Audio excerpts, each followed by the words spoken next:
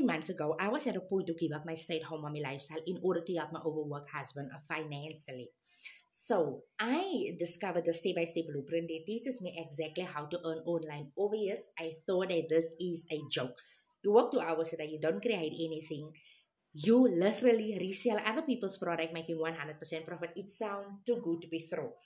Fast forward, I end up dig a bit deeper and I realized that digital marketing is a real thing. Earning online is actually real. And I ask myself, why on earth will I give up my stay-at-home mommy lifestyle, which I don't want to, and go work for someone else, have a salary once a week or once a month, where I could save up because I didn't have the money to start right away. Save up, invest in my own education and start learning the skills, how to earn passively online without me have to give up my stay-at-home mommy lifestyle, without me have to leave my house.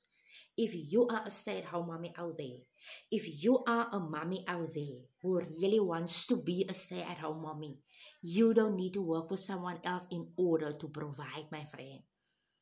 Save up, start your own online business, learning the skills, how to build your own freedom.